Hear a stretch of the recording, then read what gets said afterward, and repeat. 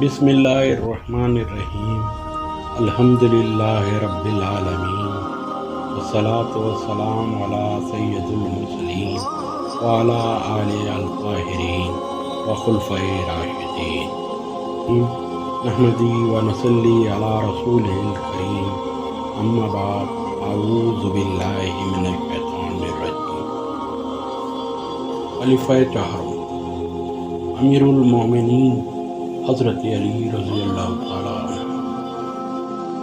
نام، نسب، خاندان۔ نام علی، کنیت ابو الحسن اور ابو طراب، لقب حیدر یعنی کہ شیر۔ والد کا نام ابو طالب اور والدہ کا نام فاطمہ۔ پورا سلسلہ نسب یہ ہے: علی بن ابی طالب بن عبد المطلب ابن ہاشم بن عبد المناف بن قصا بن کلاب بن مروہ بن کعب بن لوئی۔ کیونکہ حضرت ابو طالب کی شادی اپنے چچا کی لڑکی سے ہوئی تھی، اس لیے حضرت علی نجب الطرفین ہاشمی اور حضرت صلی اللہ علیہ وسلم کے حقیقی چچا زاد بھائی تھے۔ خاندان بنی ہاشم کو عرب اور قبیلہ قریش میں جو وقت و عظمت حاصل تھی وہ محتاج اظہار نہیں۔ خاندان ہاشم کو عرب اور قبیلہ قریش میں جو وقت و عظمت حاصل تھی وہ محتاج اظہار نہیں۔ خانہ کعبہ کی خدمات اور اس کا اہتمام بنو ہاشم کا مخصوص اور غرائے امتیاز ہے، اور اس کے شرف کے باعث ان کو تمام عرب میں مذہبی قیادت حاصل ہے۔ حضرت علی مرتضیٰ رضی اللہ تعالیٰ عنہ کے والد ابو طالب مکہ کے نہایت ذی اثر بزرگ تھے۔ حضرت صلی اللہ علیہ وسلم نے انہی کی آغوش شفقت میں پرورش پائی اور بعثت بعد انہی کے زیر حمایت مکہ کے کوفستان میں دعوت حق کا اعلان کیا۔ حضرت ابو طالب ہر موقع پر آپ کے لیے سینہ پرسکون رہے اور سرور کائنات صلی اللہ علیہ وسلم کو کفار کے پنجے ظلم و ستم سے محفوظ۔ مشرکین قریش نے رسول اللہ صلی اللہ علیہ وسلم کی خوش پناہی اور حمایت کے باعث ابو طالب اور ان کے خاندان کو طرح طرح کی تکلیفیں پہنچائی۔ ایک گھاٹی میں ان کو محصور کر دیا، کاروبار اور لین دین بند کر دیا، شادی بیاہ کے تعلقات منقطع کر لیے، کھانا پینا تک بند کر دیا، غرض ہر طرح پریشان کیا گیا۔ مگر اس نئی طبیعت بزرگ نے آخری لمحہ حیات تک اپنے عزیز بھتیجے کے سر سے دست شفقت نہ اٹھایا۔ حضرت صلی اللہ علیہ وسلم کی دلی آرزو تھی کہ حضرت ابو طالب کا دل نور ایمان سے منور ہو جائے، اور انہوں نے اپنی ذات سے دنیاوی محبت وحی صلی اللہ علیہ وسلم کی جو خدمت و حمایت کی ہے، اس کے معاوضے میں ان کو نعیم فردوس کی ابدی اور لامتناہی دولت حاصل۔ اس لیے حضرت ابو طالب کی وفات کے وقت نہایت اصرار کے ساتھ کلمہ توحید کی دعوت دی۔ حضرت ابو طالب نے کہا: عزیز بھتیجے، اگر مجھے قریش کی طعنہ زنی کا خوف نہ ہوتا تو نہایت خوشی سے تمہاری دعوت قبول کر لیتا۔ سیرت ابن ہشام میں حضرت عباس رضی اللہ تعالیٰ عنہ سے یہ بھی روایت ہے کہ نزا کی حالت میں کلمہ توحید ان کی زبان پر تھا، مگر یہ روایت کمزور ہے۔ بہرحال ابو طالب نے وہ اعلانیہ اسلام قبول نہیں کیا، تاہم انہوں نے حضور سرور کائنات صلی اللہ علیہ وسلم کی جس طرح پرورش و پرورش کی اور کفار کے مقابلے میں جس ثبات اور استقلال کے ساتھ آپ کی نصرت و حمایت کا فرض انجام دیا، اس کے لحاظ سے اسلام کی تاریخ میں ان کا نام ہمیشہ شکر گزاری اور احسان مندی کے ساتھ لیا جائے۔ حضرت علی رضی اللہ تعالیٰ عنہ کی والدہ ماجدہ حضرت فاطمہ بنت اسد نے بھی حضرت آمنہ کی اس یتیم معصوم کی ماں کی طرح شفقت و محبت سے پرورش کی۔ مستند روایات کے مطابق وہ مسلمان ہوئیں اور ہجرت کر کے مدینے گئیں۔ ان کا انتقال ہوا تو رسول اللہ صلی اللہ علیہ وسلم نے کفن میں اپنی قمیض مبارک پہنائی اور قبر میں لیٹ کر اس کو متبرک کیا۔ لوگوں نے اس عنایت کی وجہ دریافت فرمائی تو کہا، ابو طالب کے بعد میں سب سے زیادہ اس نیک سیرت خاتون کا ممنوع احسان تھا۔ حضرت علی رضی اللہ تعالیٰ عنہ آپ کی بعثت سے 10 برس پہلے پیدا ہوئے تھے۔ ابو طالب نہایت کثیر العیال اور ماج کی تنگی سے نہایت پریشان تھے۔ اس مصیبت میں بھی اور قحط و خشک سالی نے اس مصیبت میں اور بھی اضافہ کر دیا۔ اس لیے رحمت للعالمین صلی اللہ علیہ وسلم نے محبوب چچا کی اسرت سے متاثر ہو کر حضرت عباس سے فرمایا کہ ہم کو اس مصیبت و پریشان حالی میں چچا کا ہاتھ بٹانا چاہیے۔ چنانچہ حضرت عباس رضی اللہ تعالیٰ عنہ نے حزب ارشاد جعفر رضی اللہ تعالیٰ عنہ کی کفالت میں ذمہ لی اور سرور کائنات صلی اللہ علیہ وسلم کی نگاہ انتخاب نے حضرت علی کو پسند کیا۔ چنانچہ وہ اس وقت سے برابر حضور پرنور صلی اللہ علیہ وسلم کے ساتھ رہے۔ حضرت علی کی عمر ابھی 10 سال کی تھی کہ ان کے شفیق مربی کو دربار خداوندی سے نبوت کا خلت عطا ہوا، کیونکہ حضرت علی رضی اللہ تعالیٰ عنہ آپ کے ساتھ ہی رہتے تھے، اس لیے ان کو اسلام کے مذہبی مناظر سب سے پہلے نظر آئے۔ چنانچہ ایک روز آن حضرت صلی اللہ علیہ وسلم اور ام المومنین حضرت خدیجہ الکبریٰ کو مصروف عبادت دیکھا۔ اس مؤثر نظارے نے اثر کیا تو فلانا استجاب کے ساتھ پوچھا، آپ دونوں کیا کر رہے ہیں؟ آپ دونوں کیا کر رہے تھے؟ حضرت سرور کائنات صلی اللہ علیہ وسلم نے نبوت کے منصب گرامی کی خبر دی اور کفر و شرک کی مذمت کر کے توحید کی دعوت دی۔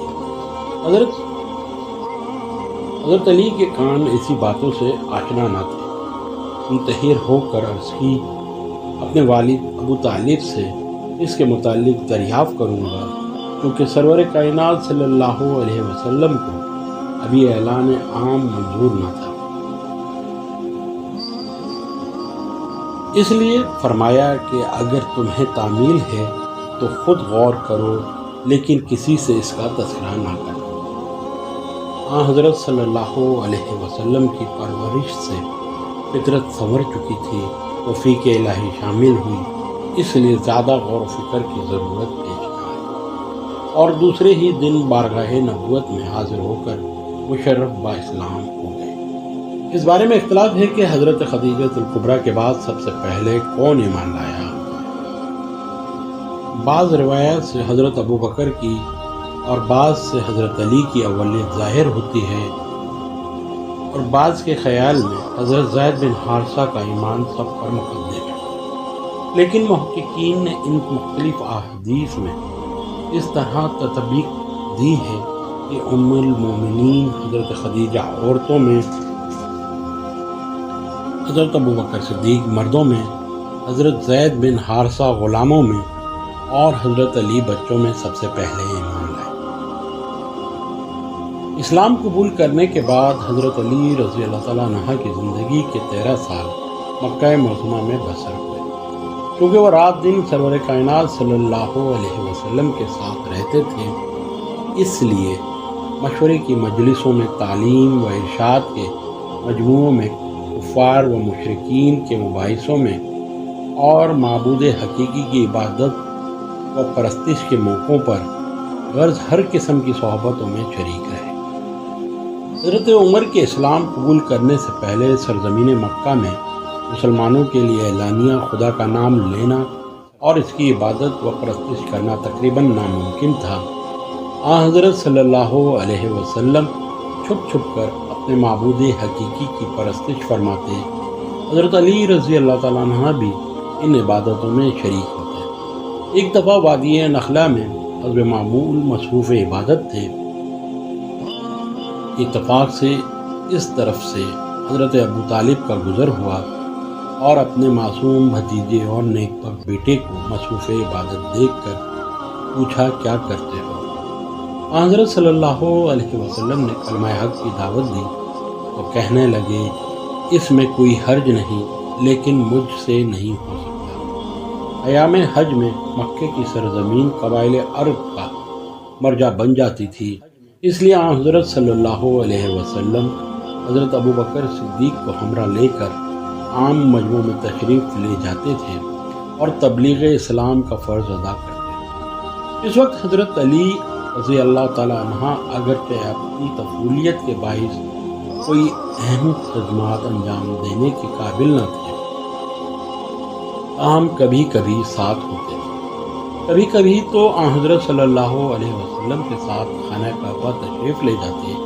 اور بتوں کو توڑ پھوڑ کر ابتار کر دیتے تھے۔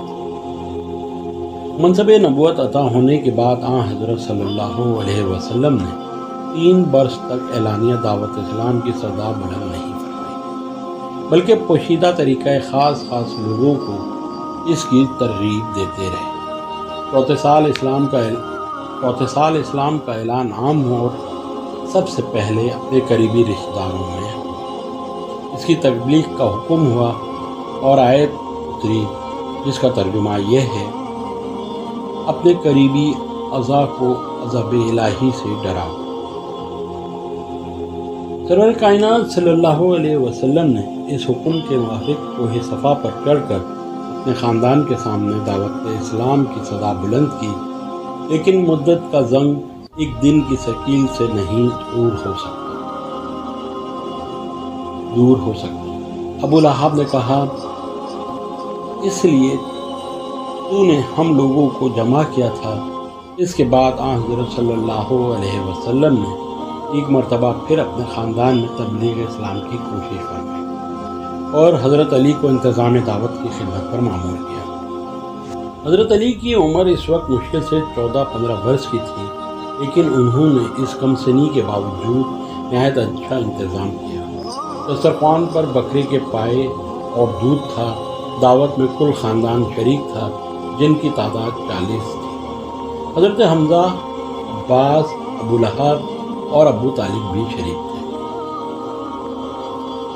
لوگ کھانے سے فارغ ہو چکے تو حضرت صلی اللہ علیہ وسلم نے اٹھ کر فرمایا، یا بنی عبد المطلب، خدا کی قسم میں تمہارے سامنے دنیا و آخرت کی بہترین نعمت پیش کرتا ہوں۔ بولو، تم میں سے کون اس شرط پر میرا ساتھ دیتا ہے کہ وہ میرا معاون و مددگار ہوگا؟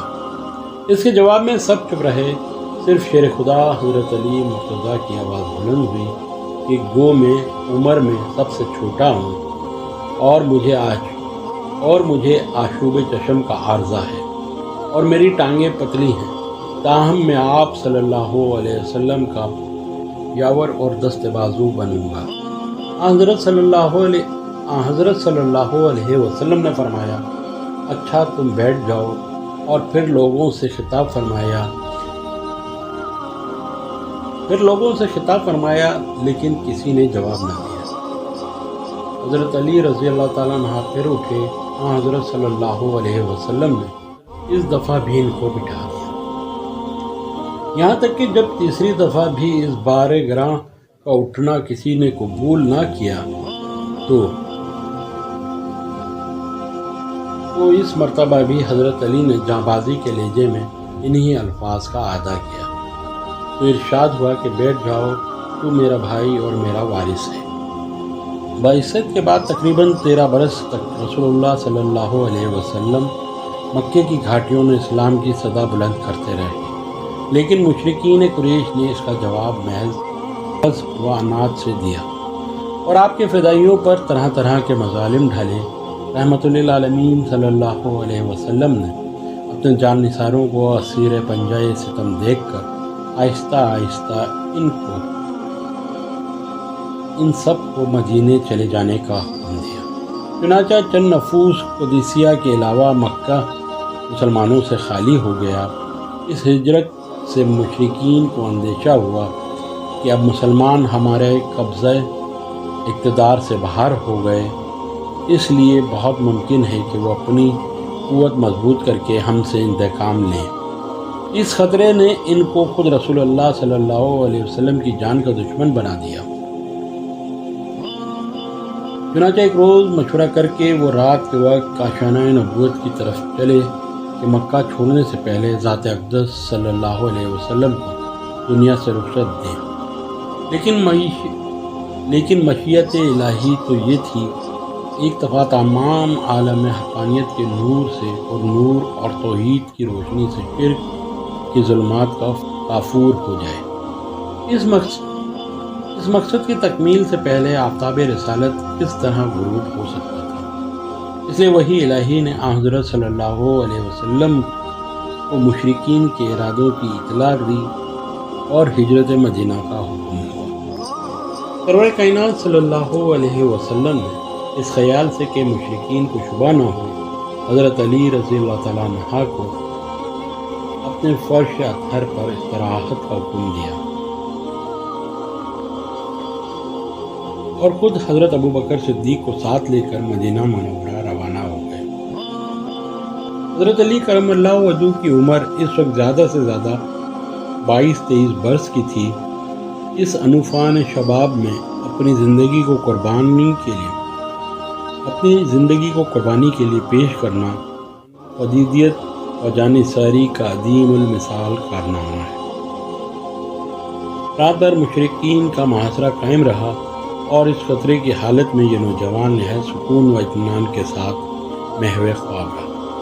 غرض تمام رات مشرکین قریش اس دھوکے میں رہے کہ خود سرور کائنات صلی اللہ علیہ وسلم ہی استراحت فرما رہے ہیں، اور صبح ہوتے ہوتے اپنے ناپاک ارادے کی تکمیل کے لیے اندر آئے، لیکن یہاں یہ دیکھ کر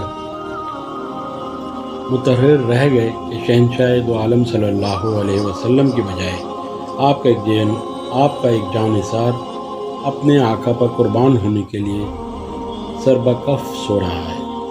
مشرکین اپنی اس غفلت پر سخت برہم ہوئے اور حضرت علی کو چھوڑ کر اصل مقصود کی تلاش و جستجو میں روانہ ہو گئے۔ حضرت علی کرم اللہ وجہہ حضرت صلی اللہ علیہ وسلم کے تشریف لے جانے کے بعد 2 یا 3 دن تک مکے میں مقیم رہے، اور حضرت صلی اللہ علیہ وسلم کی ہدایت کے مطابق جن لوگوں سے آپ کا کاروبار اور لین دین تھا ان کے معاملات سے فراغت حاصل کی، اور تیسرے یا چوتھے دن وطن کو خیر آباد کہہ کے عازم مدینہ ہوئے۔ اس زمانے میں حضرت سرور کائنات صلی اللہ علیہ وسلم کلثوم بن حدم کے مہمان تھے، اس لیے حضرت علی بھی انہی کے مکان میں جا کر فروکش ہوئے۔ رسول اللہ صلی اللہ علیہ وسلم نے جب مہاجرین میں باہم بھائی چارہ کرایا تو حضرت علی کو اپنا بھائی بنایا۔ مدینہ کا اسلام مکے کی طرح بے بس و مجبور نہ تھا، بلکہ آزادی و حریت کی سرزمین میں تھا، جہاں ہر شخص اعلانیہ خدائے واحد کی پرستش کر سکتا اور احکام شریعہ نہایت اطمینان کے ساتھ ادا کر سکتا تھا۔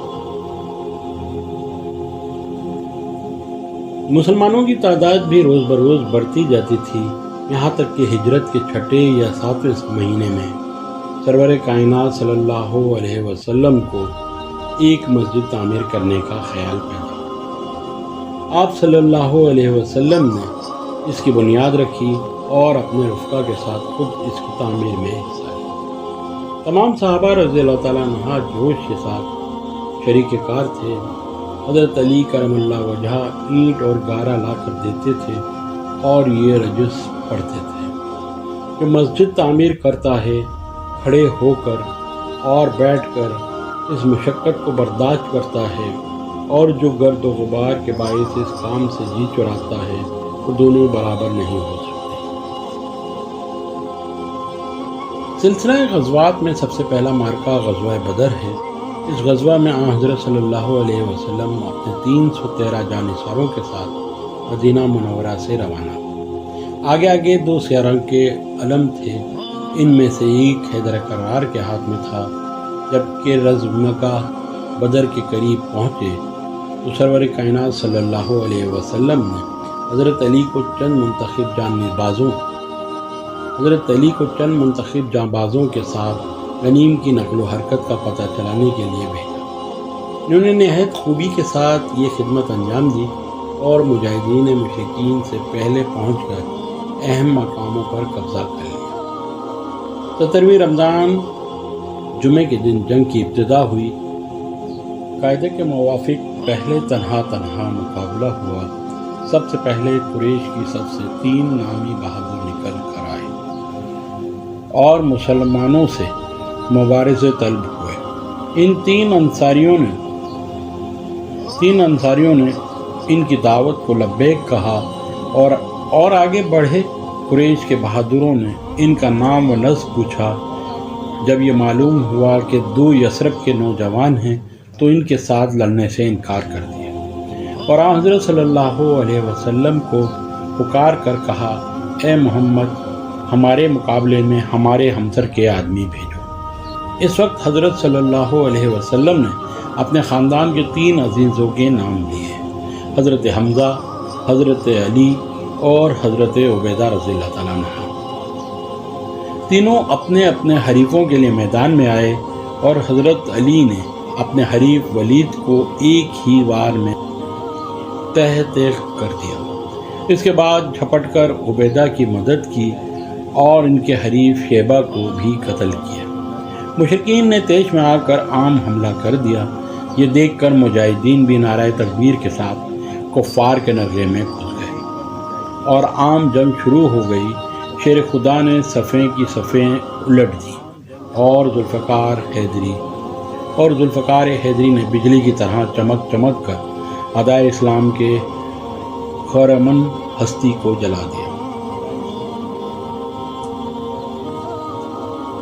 مشرکین کے پاؤں اکھڑ گئے اور مسلمان مظفر و منصور بے شمار مال غنیمت اور تقریباً 70 قیدیوں کے ساتھ مدینہ واپس ہوئے۔ مال غنیمت میں سے آپ کو 1 ذرہ، 1 اونٹ اور 1 تلوار ملی۔ اسی سال یعنی 6 ہجری میں حضور کائنات صلی اللہ علیہ وسلم نے ان کو دامادی کا شرف بخشا، یعنی اپنی محبوب ترین صاحبزادی سید النساء حضرت فاطمہ زہرا سے نکاح کرا دیا۔ حضرت فاطمہ رضی اللہ تعالیٰ عنہ سے عقد کی درخواست سب سے پہلے حضرت ابوبکر صدیق اور ان کے بعد حضرت عمر نے کی تھی، لیکن حضور صلی اللہ علیہ وسلم نے کچھ جواب نہیں دیا۔ اس کے بعد حضرت علی رضی اللہ تعالیٰ عنہ نے خواہش کی۔ آپ صلی اللہ علیہ وسلم نے ان سے پوچھا، تمہارے پاس مہر ادا کرنے کے لیے کچھ ہے؟ بولے، 1 گھوڑے اور 1 ذرہ کے سوا کچھ نہیں۔ آپ صلی اللہ علیہ وسلم نے فرمایا، گھوڑا تو لڑائی کے لیے ہے، البتہ ذرہ کو فروخت کر دو۔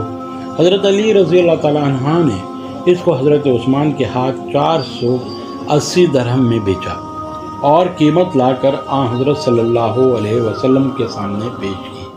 آپ صلی اللہ علیہ وسلم نے حضرت بلال کو حکم دیا کہ بازار سے عطر اور خوشبو خرید لائیں اور خود نکاح پڑھایا۔ دونوں میاں بیوی پر وضو کا پانی چھڑک کر خیر و برکت کی دعا دی۔ نکاح کے تقریباً 10-11 ماہ بعد باقاعدہ رخصتی ہوئی۔ اس وقت تک حضرت علی رضی اللہ تعالیٰ عنہ حضرت صلی اللہ علیہ وسلم کے ساتھ رہے۔ اس لیے جب رخصتی کا وقت آیا تو حضرت صلی اللہ علیہ وسلم نے ان سے فرمایا کہ 1 مکان کرائے پر لے لو۔ چنانچہ حارث بن النعمان کا مکان ملا اور حضرت علی ملکہ جنت کو رخصت کرا کے اس میں لے آئے۔ حضرت سیدہ زہرا کو اپنے گھر سے جو جہیز ملا، اس کی کل کائنات 1 پلنگ، 1 بستر، 1 چادر، 2 چکیاں، 1 مشکیزہ تھا، اور اتفاق سے یہ چیزیں حضرت فاطمہ کی زندگی تک ان کی رفیق رہیں۔ حضرت علی کرم اللہ وجہہ اس میں کوئی اضافہ نہ کر سکے۔ حضرت علی کی زندگی نہایت فقیرانہ و زاہدانہ تھی۔ خود رسول اللہ صلی اللہ علیہ وسلم کے ساتھ رہتے تھے۔ ذاتی ملکیت میں صرف 1 اونٹ تھا، جس کے ذریعے سے اصغر، 1 قسم کی گھاس ہے، کی تجارت کر کے دعوت ولیمہ کے لیے کچھ رقم جمع کرنے کا ارادہ تھا، لیکن حضرت حمزہ نے حالت نشہ میں اس اونٹ کو ذبح کر کے کباب سیخ بنا دیا۔ اس لیے اب اقلیم زہد کے تاجدار کے پاس اس رقم کے سوا جو ذرہ کی قیمت میں سے مہر ادا کرنے کے بعد بچ رہی تھی اور کچھ نہ تھا۔ چنانچہ اسی سے دعوت ولیمہ کا سامان کیا، جس میں کھجور، جو کی روٹی، پنیر اور ایک خاص قسم کا شوربہ تھا، لیکن یہ زمانے کے لحاظ سے پرتکلف ولیمہ تھا۔ حضرت اسما کا بیان ہے کہ اس زمانے میں اس سے بہتر ولیمہ نہیں ہوا۔ 3 ہجری میں احد کا معرکہ پیش آیا۔ شوال ہفتے کے دن لڑائی شروع ہوئی اور پہلے مسلمانوں نے قلت تعداد کے باوجود غنیم کو بھگا دیا، لیکن عقب میں محافظ تیر اندازوں کا اپنی جگہ سے ہٹنا تھا کہ مشرکین پیچھے سے یکایک ٹوٹ پڑے۔ اس ناگہانی حملے سے مسلمانوں کے اوسان جاتے رہے۔ اسی حالت میں سرور کائنات صلی اللہ علیہ وسلم کو چشم زخم پہنچا، دانت مبارک شہید ہوئے اور آپ ایک خندق میں گر گئے۔ مشرکین ادھر بڑھے، لیکن حضرت مصعب بن عمیر نے ان کو آپ صلی اللہ علیہ وسلم کے پاس جانے سے روکا اور اسی میں لڑتے لڑتے شہید ہوئے۔ اس کے بعد حیدر کرار نے بڑھ کر علم سنبھالا اور بے جگری کے ساتھ داد شجاعت دی۔ مشرکین کے علمبردار ابو سعد بن ابی طلحہ نے مقابلے کے لیے للکارا۔ شیر خدا نے بڑھ کر ایسا ہاتھ مارا کہ فرش خاک پر تڑپنے لگا اور بدحواسی کے عالم میں بہانا ہو گیا۔ حضرت علی کو اس کی بدحواسی اور بے بسی پر رحم آ گیا اور زندہ چھوڑ کر واپس آئے۔ مشرکین کا زور کم ہوا تو حضرت علی رضی اللہ تعالیٰ عنہ چند صحابہ کے ساتھ حضرت صلی اللہ علیہ وسلم کو پہاڑ پر لے گئے۔ حضرت فاطمہ نے زخم دھویا اور حضرت علی نے ڈھال میں پانی بھر کر گرایا۔ اس سے خون بند نہ ہوا تو حضرت فاطمہ نے چٹائی جلا کر اس کی راکھ سے زخم کا منہ بند کر کیا۔ غزوہ احد کے بعد 4 ہجری میں بنو نصیر کو ان کی بدعہدی کے باعث جلا وطن کیا گیا۔ حضرت علی نے اس میں بھی پیش رہے اور علم انہی کے ہاتھ میں تھا۔ غزوہ خندق 5 ہجری میں پیش آیا۔ اس میں کفار کبھی کبھی خندق میں گھس کر حملہ کرتے تھے۔ ایک دفعہ سواروں نے حملہ کیا تو حضرت علی نے چند جانبازوں کے ساتھ بڑھ کر روکا۔ سواروں کے سردار عمر بن عبدود نے کسی کو تنہا مقابلے کی دعوت دی تو حضرت علی نے اپنے آپ کو پیش کیا۔ اس نے کہا کہ میں تم کو قتل کرنا نہیں چاہتا۔ شیر خدا نے کہا لیکن میں تم کو قتل کرنا چاہتا ہوں۔ وہ برہم ہو کر گھوڑے سے کود پڑا اور مقابلے میں آیا۔ شجاعانہ مقابلے کے بعد ذوالفقار حیدری نے اس کو واصل جہنم کر دیا۔ اس کا مقتول ہونا تھا کہ باقی سوار بھاگ کھڑے ہوئے۔ کفار بہت دن تک خندق کا محاصرہ کیے رہے، لیکن بالآخر مسلمانوں کو اس پامردی اور استقلال کے آگے ان کے پاؤں اکھڑ گئے۔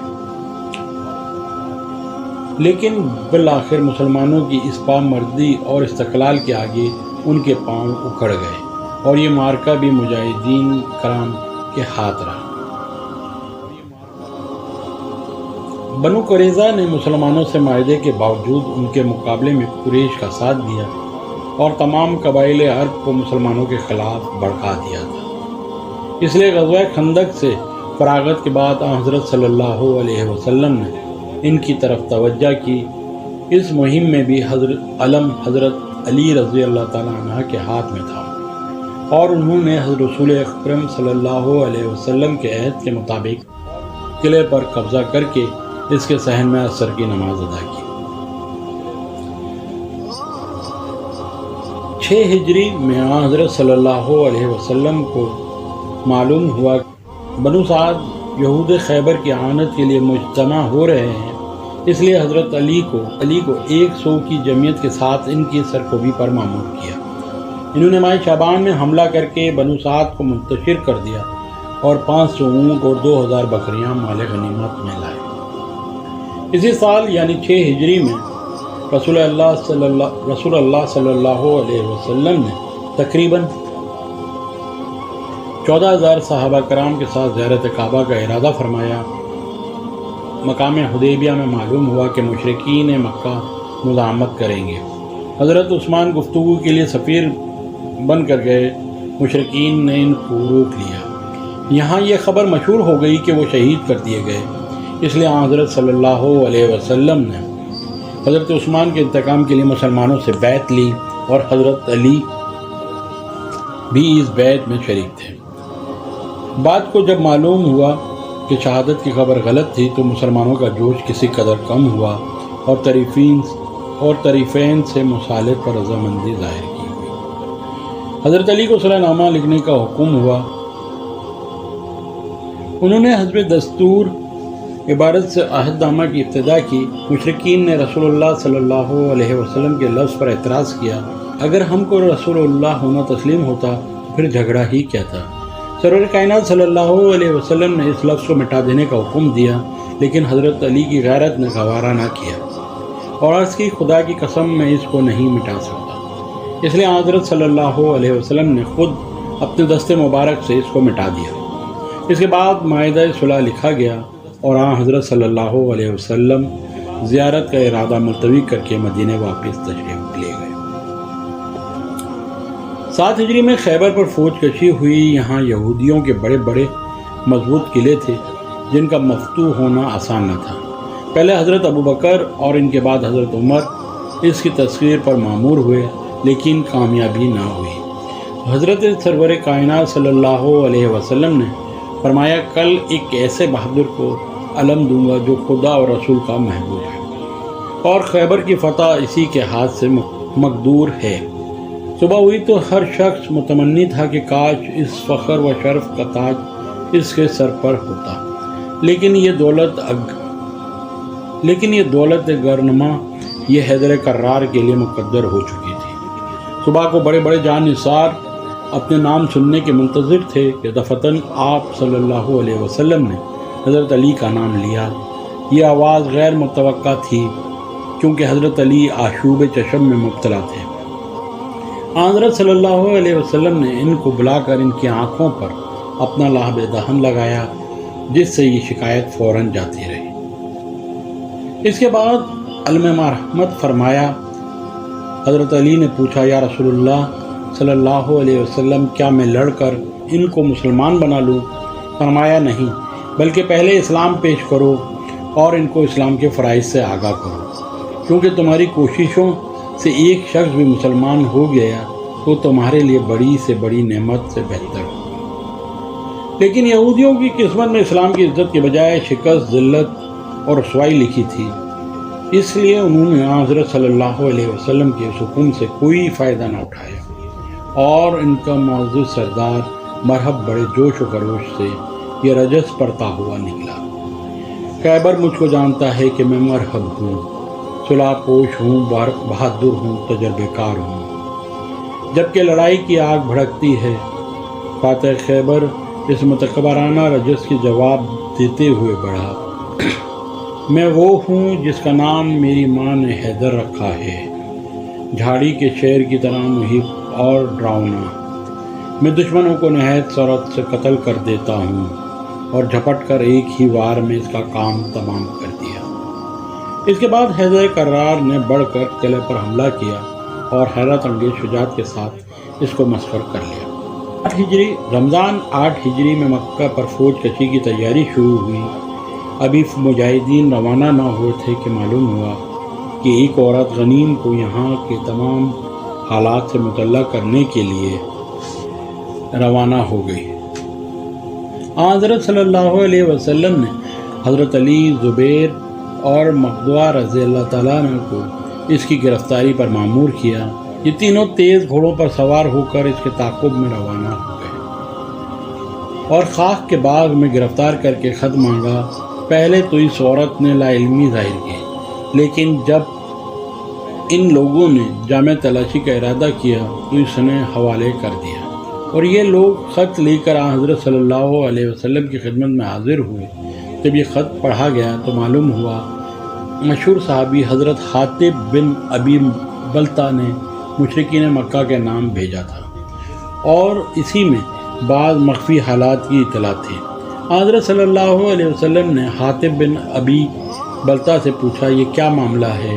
انہوں نے عرض کی، حضور فرد جرم قرار دینے سے قبل اصل حالات سن لیں۔ واقعہ یہ ہے کہ مجھ کو قریش سے کوئی نسبی تعلق نہیں ہے، صرف ان کا حلیف ہوں، اور مکے میں دوسرے مہاجرین کی قرابتیں ہیں جو فتح مکہ کے وقت ان کے اہل و عیال کی حفاظت کرتے۔ میں نے اس خیال سے کہ اگر کوئی نازک وقت آئے تو میرے بچے بے یار و مددگار نہ رہ جائیں، یہ خط لکھا تھا۔ حاشا وکلا، اس سے مخبری یا اسلام کے ساتھ دشمنی مقصود نہیں تھی۔ حضرت صلی اللہ علیہ وسلم نے اس صدر کو قبول کیا اور لوگوں سے مخاطب ہو کر فرمایا، انہوں نے سچ بیان کیا ہے، لیکن حضرت عمر کی آتش غضب بھڑک چکی تھی۔ انہوں نے کہا، یا رسول اللہ صلی اللہ علیہ وسلم، اجازت دیجیے کہ اس منافق کی گردن اڑا دوں۔ آپ صلی اللہ علیہ وسلم نے فرمایا کہ یہ بدری ہیں، کیا تم کو معلوم نہیں کہ بدریوں کے تمام گناہ معاف ہیں؟ غرض آن حضرت صلی اللہ علیہ وسلم 10 رمضان 8 ہجری کو مدینے سے روانہ ہوئے اور ایک مرتبہ پھر اس محبوب سرزمین پر 10,000 قدوسوں کے ساتھ فاتحانہ جہ و جلال کے ساتھ داخل ہوئے، جہاں سے 8 سال پہلے بڑی بے کسی کے ساتھ مسلمان نکالے گئے تھے۔ ایک قلم حضرت سعد بن عبادہ کے ہاتھ میں تھا اور وہ جوش کی حالت میں یہ رجس پڑھتے جاتے تھے، حرم میں خون ریزی جائز ہے۔ حضرت صلی اللہ علیہ وسلم کو معلوم ہوا تو فرمایا، نہیں ایسا نہ کہو، آج تو کعبے کی عظمت کا دن ہے۔ اور حضرت علی کو حکم ہوا کہ سعد بن عبادہ سے علم لے کر فوج کے ساتھ شہر میں داخل ہوں۔ چنانچہ وہ قضا کی جانب سے مکہ میں داخل ہوئے اور مکہ بلا کسی خونریزی کے تسخیر ہو گیا، اور وقت آ گیا کہ خلیل بت شکن کی یادگار خانہ کعبہ کو بتوں کی علائشوں سے پاک کیا جائے، جس کے گرد 360 بت نصب تھے۔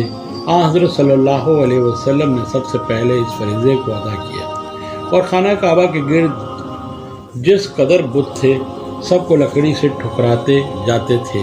پھر خانہ کعبہ کے اندر سے حضرت ابراہیم و اسماعیل کی مورتوں کو الگ الگ کر دیا اور تحتیر کعبہ کے بعد اندر داخل ہوئے تھے۔ اس وحدت قضا کا گوشہ گوشہ بتوں کی مورتوں سے اٹا ہوا تھا، اس لیے اس اہتمام کے باوجود تانبے کے سب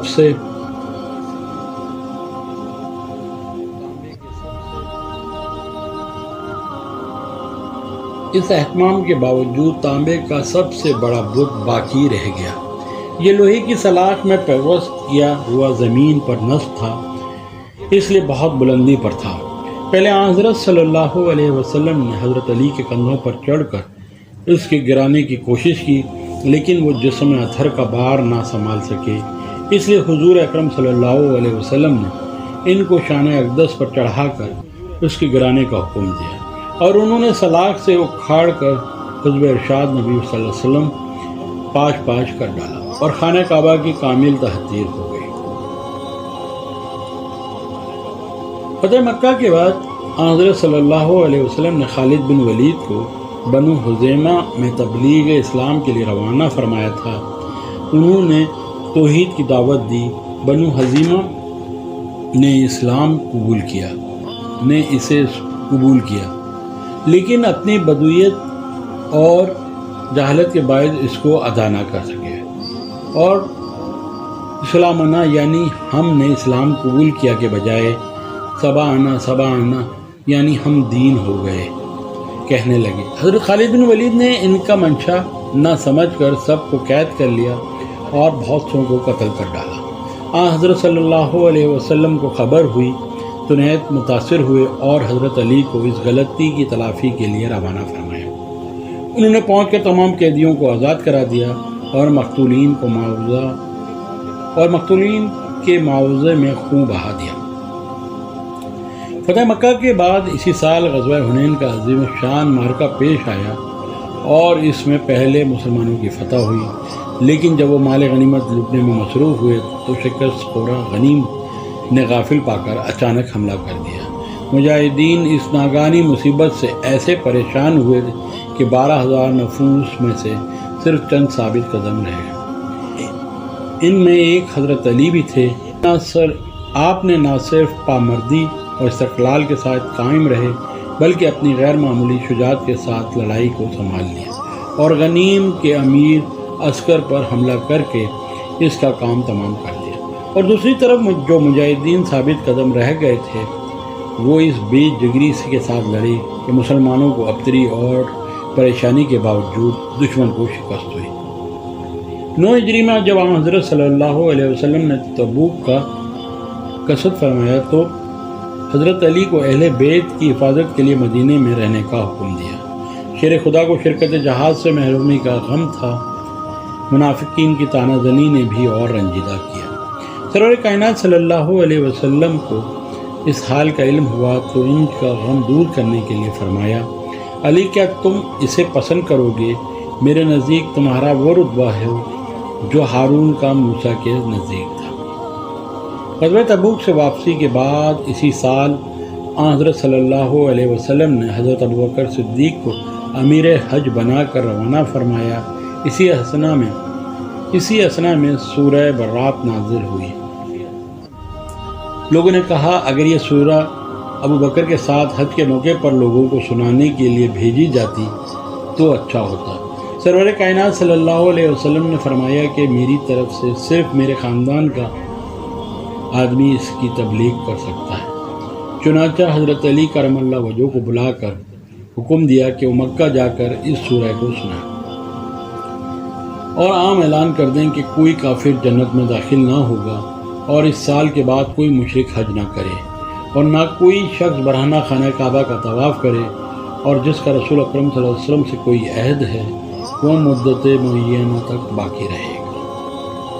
تبلیغ اسلام کے سلسلے میں حضرت صلی اللہ علیہ وسلم نے جو مہمیں روانہ فرمائیں، ان میں یمن کی مہم پر حضرت خالد بن ولید مامور ہوئے، لیکن 6 مہینے کی مسلسل جد و جہد کے باوجود اشاعت اسلام میں کامیاب نہ ہو سکے۔ اس لیے رمضان 10 ہجری میں حضرت صلی اللہ علیہ وسلم نے حضرت علی کو بلا کر یمن جانے کا حکم دیا۔ انہوں نے عرض کیا، یا رسول اللہ صلی اللہ علیہ وسلم، میں ایک ایسی قوم میں بھیجا جاتا ہوں جس میں مجھ سے زیادہ معمر اور تجربہ کار لوگ موجود ہیں۔ ان لوگوں کے جھگڑوں کا فیصلہ کرنا میرے لیے نہایت دشوار کام ہے۔ کہ اللہ اس کی زبان کو راست گو بنا اور اس کے دل کو ہدایت کے نور سے منور فرما۔ حضور اقدس نے دعا فرمائی اور اس کے بعد خود اپنے دست اقدس سے ان کے فر کے مبارک پر امامہ بانا اور سیاہ علم دے کر یمن کی طرف روانہ فرمایا۔ حضرت علی کے یمن پہنچتے ہی یہاں کا رنگ بالکل بدل گیا۔ جو لوگ حضرت خالد کی 6 مہینے کی صحیح کوششوں سے بھی اسلام کی حقیقت کو نہیں سمجھتے تھے، وہ حضرت علی مرتضیٰ کی صرف چند روزہ تعلیم و تلقین سے اسلام کے شیدائی ہو گئے اور قبیلہ ہمدان مسلمان ہو گئے۔ اسی سال یعنی 10 ہجری میں حضرت صلی اللہ علیہ وسلم نے آخری حج کیا۔ حضرت علی بھی یمن سے آ کر اس یادگار حج میں شریک ہوئے۔ حج سے واپسی کے بعد ابتدائے ماہ ربیع الاول 11 ہجری میں حضرت صلی اللہ علیہ وسلم بیمار ہوئے۔ حضرت علی نے نہایت تنہی اور جانفشانی کے ساتھ تیمارداری اور خدمت گزاری کا فرض انجام دیا۔ ایک روز باہر آئے، لوگوں نے پوچھا اب حضور انور کا مزاج کیسا ہے؟ حضرت علی نے اطمینان ظاہر کیا۔ حضرت عباس نے ان کا ہاتھ پکڑ کے کہا، میں موت کے وقت خاندان عبدالمطلب کے چہرے پہچانتا ہوں، آؤ چلو رسول اللہ صلی اللہ علیہ وسلم سے عرض کریں کہ ہمارے لیے خلافت کی وصیت کر جائیں۔ حضرت علی نے کہا، میں عرض نہیں کروں گا، اگر خدا کی قسم حضرت صلی اللہ علیہ وسلم نے انکار کر دیا تو پھر آئندہ کوئی امید باقی نہیں رہے گی۔ 10 روز کی مختصر علالت کے بعد 12 ربیع الاول دوشنبے کے دن دوپہر کے وقت سرور کائنات صلی اللہ علیہ وسلم جانثاروں کو اپنی مفارقت کا داغ دیا۔ حضرت علی چونکہ رسالت مآب صلی اللہ علیہ وسلم کے قریب ترین عزیز اور خاندان کے رکن رکین تھے، اس لیے غسل اور تجہیز و تکفین کے تمام مراسم انہی کے ہاتھ سے انجام پائے۔ انصار و مہاجرین دروازے کے باہر کھڑے تھے۔ ایک روایت میں ہے کہ ایک انصاری کو بھی اس میں شرکت کا شرف حاصل ہوا۔ ثقیفہ بنو سعدہ کی مجلس نے حضرت ابو بکر صدیق رضی اللہ تعالیٰ عنہ کی خلافت پر اتفاق کیا اور تقریباً تمام اہل مدینہ نے بیعت کی۔ البتہ صحیح روایت کے مطابق صرف حضرت علی کرم اللہ وجہہ نے 6 مہینے تک دیر کی۔ لوگوں نے اس توقف کی عجیب و غریب وجوہ اختراع کر لی، لیکن صحیح یہ ہے کہ حضرت علی فاطمہ رضی اللہ تعالیٰ عنہ کی اس سوگوار زندگی نے ان کو بالکل جانشین بنا دیا تھا اور تمام معاملات سے قطع تعلق کر کے وہ صرف ان کی تسلی و دل رہی اور قرآن شریف کے جمع کرنے میں مصروف تھے۔ چنانچہ جب حضرت فاطمہ کا انتقال ہو گیا، اس وقت انہوں نے خود حضرت ابو بکر صدیق رضی اللہ تعالیٰ عنہ سے ان کے فضل کا اعتراف کیا اور بیعت کر لی۔ 2.25 برس کی خلافت کے بعد حضرت ابو بکر صدیق رضی اللہ تعالیٰ عنہ نے وفات پائی اور حضرت عمر مسند آرا۔ حضرت عمر بڑی بڑی مہمات میں حضرت علی کے مشورے کے بغیر کام نہیں کرتے تھے اور حضرت علی بھی نہایت دوستانہ اور مخلصانہ مشورے دیتے تھے۔ چاند کے مارکے میں ان کو سپہ سالاری بھی بنانا چاہا تھا، لیکن انہوں نے منظور نہیں کیا۔ بیت المقدس گئے تو کاروبار خلافت انہی کے ہاتھ میں دے کر گئے۔ اتحاد و یگانیت کا آخری مرتبہ یہی تھا کہ باہم رشتہ مصاہرت قائم ہو گیا، یعنی حضرت علی کی صاحبزادی ام کلثوم حضرت عمر کے نکاح میں آئیں۔ فاروق اعظم کے بعد حضرت عثمان کے عہد خلافت میں فتنہ و فساد شروع ہوا تو حضرت علی نے اس کے رفع کرنے کے لیے ان کو نہایت مخلصانہ مشورے دیے۔ ایک دفعہ حضرت عثمان نے ان سے پوچھا کہ ملک میں موجودہ شورش و ہنگامہ کی حقیقت وجہ اور اسے رفع کرنے کی صورت کیا ہے۔ انہوں نے نہایت خلوص اور آزادی سے ظاہر کر دیا کہ موجودہ بے چینی تمام تر آپ کے اعمال کی بے اعتدالیوں کا نتیجہ ہے۔ حضرت عثمان نے فرمایا کہ میں نے اعمال کے انتخاب میں انہی صفات کو ملحوظ رکھا ہے جو فاروق اعظم کے پیش نظر تھے، پھر ان سے عام بیزاری کی وجہ سمجھ میں نہیں آتی۔ جب حضرت علی مرتضیٰ نے فرمایا ہاں یہ صحیح ہے، لیکن حضرت عمر نے سب کی نکیل اپنے ہاتھ میں لے رکھی تھی اور گرفت ایسی سخت تھی کہ عرب کا سرکش سے سرکش اون بھی بلبلا اٹھا، برخلاف اس کے کہ آپ ضرورت سے زیادہ نرم دل ہیں۔ آپ کے اعمال اس نرمی سے فائدہ اٹھا کر من مانی کاروائیاں کرتے ہیں اور آپ کو خبر بھی نہیں ہونے پاتی۔ رعایا سمجھتی ہے کہ اعمال کا جو کچھ کرنا ہے وہ سب دربار خلافت کے احکام کی تعمیل ہے۔ اس طرح تمام بے اعتدالیوں کا ہدف آپ کو بننا پڑا۔ سب سے آخر میں مصری وفد کا معاملہ پیش آیا۔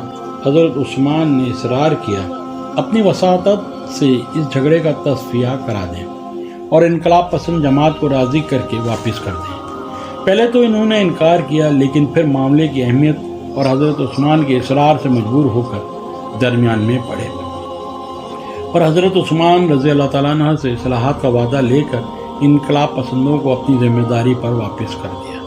مصری وفد کے ارکان ابھی راہن میں ہی تھے کہ ان کو سرکاری قاصد کی تلاشی سے ایک فرمان ہاتھ آیا، جس میں حاکم مصر کو ہدایت کی گئی تھی کہ اس وفد کے تمام شرکاء کو تحت کر دیا جائے۔ مصری اس غداری سے غضبناک ہو کر پھر مدینہ واپس آئے اور حضرت علی رضی اللہ تعالیٰ عنہ کی خدمت میں حاضر ہو کر عرض کی کہ ایک طرف تو آپ نے ہم کو اصلاحات کا اطمینان دلا کر واپس کیا اور دوسری طرف سے دربار خلافت کا یہ غدارانہ فرمان جاری ہوا ہے۔ حضرت علی نے فرمان دیکھا تو سخت متعجب ہوئے اور حضرت عثمان رضی اللہ تعالیٰ عنہ کے پاس جا کر اس کی حقیقت دریافت کی۔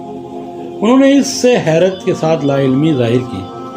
حضرت علی نے کہا مجھے بھی آپ سے ایسی توقع نہیں ہو سکتی، لیکن اب میں آئندہ کسی معاملے میں نہ پڑوں گا۔ چنانچہ اس کے بعد وہ بالکل عزلت نشین ہو گئے۔ مصری نے جوش انتقام میں نہایت سختی کے ساتھ کاشانہ خلافت کا محاصرہ کر لیا اور آخر میں یہاں تک شدت اختیار کی کہ آب و دانہ سے بھی محروم کر دیا۔ حضرت علی کو معلوم ہوا تو عزلت گرزنی اور خلوت نشینی کے باوجود محاصرہ کرنے والوں کے پاس تشریف لے گئے اور فرمایا کہ تم لوگوں نے جس قسم کا محاصرہ قائم کیا ہے وہ نہ صرف اسلام بلکہ انسانیت کے بھی خلاف ہے۔ کفار بھی مسلمانوں کو قید کر لیتے ہیں تو آب و دانہ سے محروم نہیں کرتے۔ اس شخص نے تمہارا کیا نقصان کیا ہے جو ایسی سختی روا رکھتے ہو؟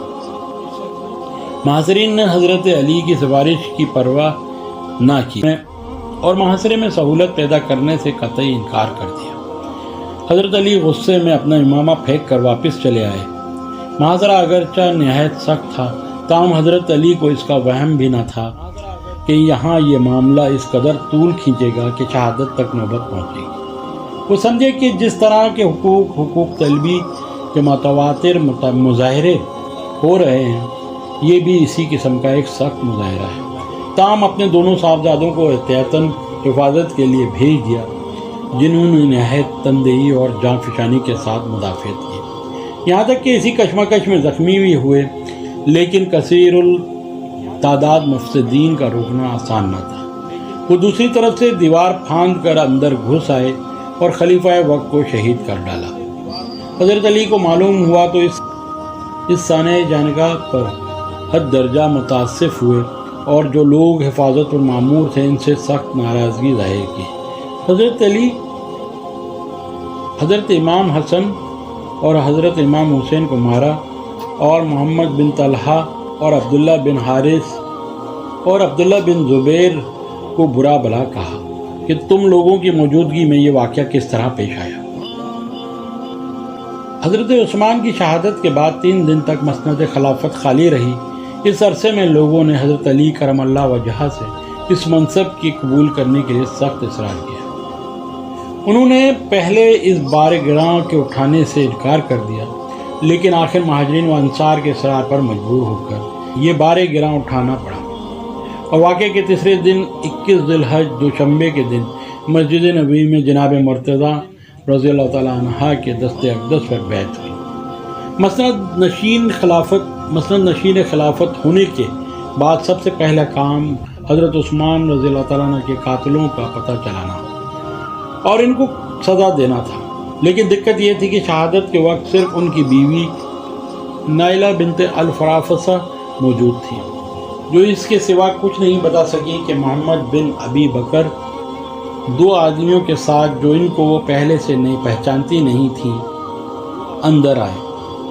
حضرت علی نے محمد بن ابی بکر کو پکڑا تو انہوں نے قسم کھا کر اپنی برات ظاہر کی کہ وہ قتل کے ارادے سے ضرور داخل ہوئے تھے، لیکن حضرت عثمان کے ایک جملے سے وہ محجوب ہو کر پیچھے ہٹ آئے۔ البتہ ان دونوں نابکاروں نے بڑھ کر حملہ کیا، جن کو وہ بھی نہیں جانتے کہ کون تھے۔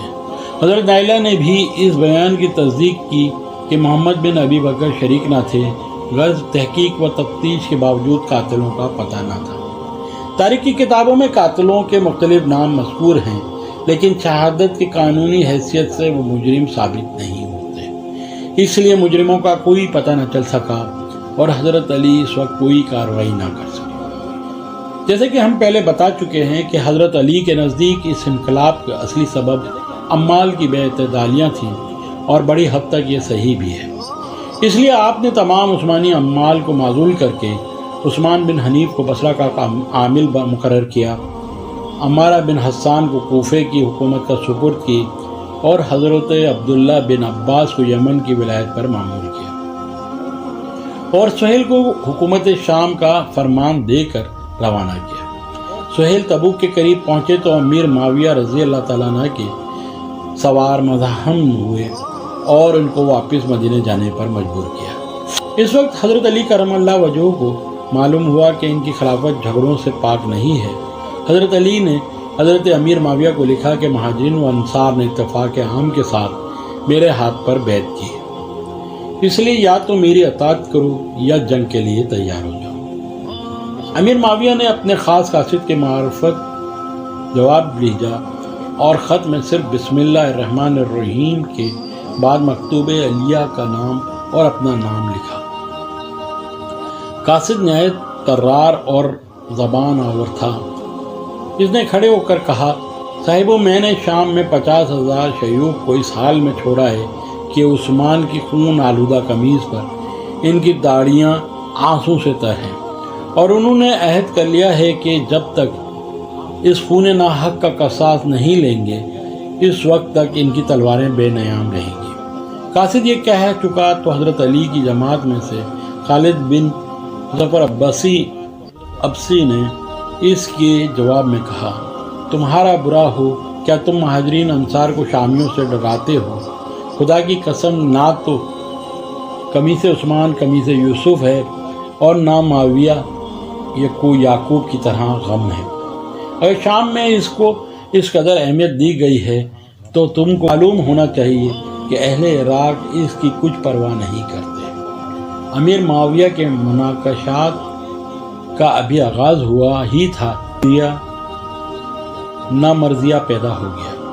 یعنی حضرت عائشہ رضی اللہ تعالیٰ عنہا مکے سے مدینہ واپس ہو رہی تھی، راستے میں ان کے ایک عزیز ملے، ان سے حالات دریافت کیے تو معلوم ہوا کہ عثمان شہید کر دیے گئے اور علی خلیفہ منتخب ہوئے۔ لیکن ہنوز فتنے کی گرم بازاری ہے۔ یہ خبر سن کر پھر مکہ واپس ہو۔ لوگوں نے واپسی کا سبب دریافت کیا تو فرمایا عثمان مظلوم شہید کر دیے گئے اور فتنہ دبتا ہوا نظر نہیں آتا، اس لیے تم لوگ خلیفہ مظلوم کا خون رہے گا نہ جانے دو اور قاتلوں سے قصاص لے کر اسلام کی عزت بچاؤ۔ حضرت عثمان کی شہادت کے بعد مدینہ میں فتنہ و فساد کے آثار دیکھ کر حضرت طلحہ و زبیر بھی حضرت علی سے اجازت لے کر مکہ چلے گئے۔ حضرت عائشہ نے ان سے بھی وہاں کے حالات دریافت کیے، بھی شور و غوغا کی داستان سنائی۔ ان کے بیان سے حضرت عائشہ رضی اللہ تعالیٰ عنہ کے ارادوں میں اور تقویت ہو گئی اور انہوں نے خلیفہ مظلوم کے قصاص کی دعوت شروع کر دی۔ حقیقت یہ ہے کہ واقعات کی ترتیب حضرت علی کرم اللہ وجہ کے بعد سیاسی سامع نے عام طور پر ملک میں بدنظمی پیدا کر دی۔ حضرت عثمان کی قاتلوں کا پتہ نہ چلنا، ان کے اعداء کو اپنا معاون و انصار بنانا اور مسند خلافت پر متمکن ہونے کے ساتھ تمام اعمال و حکام کو برطرف کر دینا لوگوں کو بدظن کر دینے کے لیے کافی تھا۔ انہی بدگمانیوں نے ام المومنین حضرت عائشہ رضی اللہ تعالیٰ عنہ کو بھی حضرت عثمان رضی اللہ تعالیٰ عنہ کے قصاص پر آمادہ کر دیا۔ چنانچہ قصاص کی تیاریاں شروع ہو گئیں۔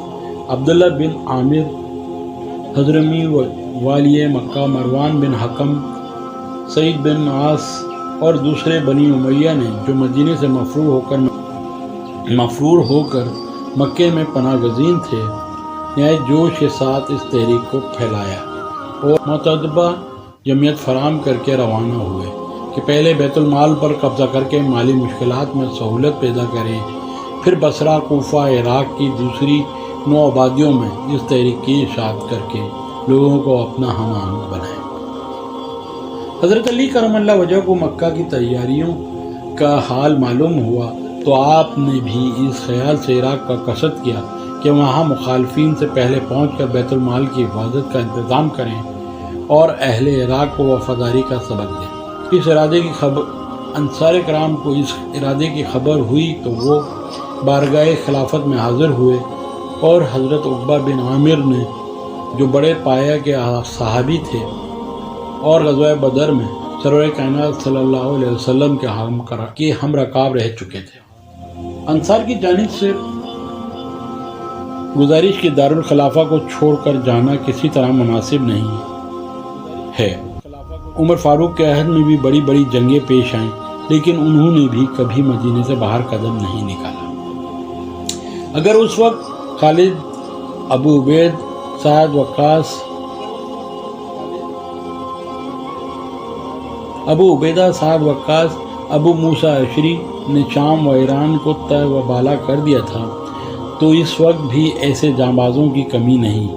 حضرت علی رضی اللہ تعالیٰ عنہ نے فرمایا یہ صحیح ہے، لیکن عراق پر مخالفین کے تسلط سے نہایت دشواری پیش آئے گی۔ وہ اس وقت مسلمانوں کی بہت بڑی نو آبادی ہے، وہاں کے بیت المال بھی مال و زر سے پر ہیں، اس لیے میرا وہاں موجود رہنا نہایت ضروری ہے۔ اور مدینہ میں عام منادی کرا دی کہ لوگ سفر عراق کے لیے تیار ہو جائیں۔ چند محتاط صحابہ کے سوا تقریباً تمام اہل مدینہ ہم رکاب ہوئے۔ ذی کار پہنچ کر معلوم ہوا کہ حضرت طلحہ اور زبیر سبقت کر کے بصرہ پہنچ گئے ہیں اور بنو سعد کے علاوہ اور بنو سعد کے علاوہ تقریباً تمام بصرہ والوں نے ان کے ہاتھ پر بیعت کر لی۔ یہ سن کر حضرت علی نے ذوالفقار میں قیام کیا اور حضرت امام حسن کو حضرت عمار بن یاسر کے ساتھ کوفے روانہ کیا کہ لوگوں کو مرکز خلافت کے اعانت پر آمادہ کریں۔ حضرت امام حسن جس وقت کوفے پہنچے، حضرت ابو موسیٰ اشعری والی کوفہ مسجد میں ایک عظیم شان مجمع کے سامنے تقریر کر رہے تھے کہ سرور کائنات صلی اللہ علیہ وسلم نے جس فتنے کا خوف دلایا تھا وہ اب سر پر ہے، اس لیے ہتھیار بیکار کر دو اور بالکل عزلت نشین ہو جاؤ۔ رسول اللہ صلی اللہ علیہ وسلم نے فرمایا ہے کہ فتنہ و فساد کے وقت سونے والا بیٹھنے والے سے اور بیٹھنے والا چلنے والے سے بہتر ہے۔ اس اثنا میں حضرت امام حسن مسجد میں داخل ہوئے اور حضرت ابو موسیٰ اشعری سے کہا، تم بھی ہماری مسجد سے نکلو اور جہاں جی چاہے چلے جاؤ۔ اس کے بعد منبر پر کھڑے ہو کر لوگوں کو امیر المومنین کے مساعدات کا آمادہ کیا۔ حجر بن عدی کندی نے جو کوفے کے نہایت معزز اوذی اثر بزرگ تھے، حضرت امام حسن کی تائید کی اور کہا، صاحبوں، امیر المومنین نے خود اپنے صاحبزادے کو بھیج کر تمہیں دعوت دی ہے، اس دعوت کو قبول کرو اور علم حیدری کے نیچے مجتمع ہو کر فتنہ و فساد کی آگ سرد کرو۔ میں خود سب سے پہلے چلنے کو تیار ہوں۔ غرض حضرت امام حسن اور حجر بن عدی کی تقریروں نے لوگوں کو حضرت علی کی اعانت پر آمادہ کر دیا اور ہر طرف سے امیر المومنین کی اطاعت و فرما برداری کی صدائیں بلند ہوئیں۔ اور دوسرے ہی دن صبح کے وقت تقریباً 9,500 جمازوں کی ایک جماعت مسلح ہو کر حضرت امام حسن کے ساتھ روانہ ہوئی اور مقام ذوالفقار میں امیر المومنین کی فوج کے ساتھ مل گئی۔ جناب امیر نے اپنی فوج کو نئے سرے سے ترتیب دے کر بصرہ کا رخ کیا۔ اس وقت بصرہ کا حال یہ تھا کہ وہ 3 گروہوں میں منقسم تھا۔ ایک خاموش اور غیر جانبدار تھا، دوسرا حضرت علی کی طرفدار تھا اور تیسرا حضرت عائشہ رضی اللہ تعالیٰ عنہا اور حضرت طلحہ وغیرہ کا حامی۔ خانہ جنگی کی یہ تیاریاں دیکھ کر پہلی جماعت نے مصالحت کی بڑی کوشش کی، بلکہ ہر فریق کے نیک نیت لوگ اس کی تائید میں تھے۔ حضرت علی رضی اللہ تعالیٰ عنہ اور حضرت عائشہ رضی اللہ تعالیٰ عنہ دونوں چاہتے تھے کہ جنگ کی نوبت نہ آئے اور کسی طرح باہمی اختلافات دور ہو جائیں۔ صلح کی گفتگو ترقی پر تھی اور فریقین جنگ کے تمام احتمالات دلوں سے دور کر چکے تھے، اور رات کے سناٹے میں ہر فریق آرام کی نیند سو رہا تھا۔ دونوں فریقوں میں کچھ ایسے عناصر شامل تھے جن کے نزدیک یہ مصالحت ان کے حق میں ستم قاتل تھی۔ حضرت علی کی فوج میں سبائی انجمن کے کان اور حضرت عثمان کے قاتلوں کا گروہ شامل تھا، اور حضرت عائشہ کی طرف کچھ اموی تھے۔ حضرت عثمان کے قاتل اور سبائی سمجھے کہ اگر یہ مصالحت کامیاب ہو گئی تو ان کی خیر نہیں، اس لیے انہوں نے رات کی تاریکی میں حضرت عائشہ کی فوج پر شب خون مارا۔ گھبراہٹ میں فریقین نے یہ سمجھ کر کہ دوسرے فریق نے دھوکہ دیا ہے، ایک دوسرے پر حملہ شروع کر دیا۔ حضرت عائشہ اونٹ پر آئینی ہودہ رکھوا کر سوار ہوئیں کہ وہ اپنی فوج کو اس حملے سے روک سکیں۔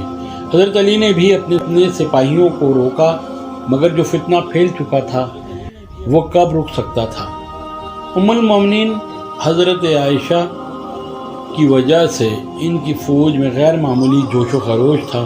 محمد بن طلحہ سواروں کے افسر تھے، عبداللہ بن زبیر بیادہ فوج کی سربراہی پر مامور تھے، اور پوری فوج کی قیادت حضرت طلحہ زبیر کے ہاتھوں میں تھی۔ جنگ حضرت علی گھوڑا بڑھا کر میدان میں آئے اور حضرت زبیر کو بلا کر کہا، ابو عبداللہ، تمہیں وہ دن یاد ہے جب رسول اللہ صلی اللہ علیہ وسلم نے تم سے پوچھا کیا تم علی کو دوست رکھتے ہو؟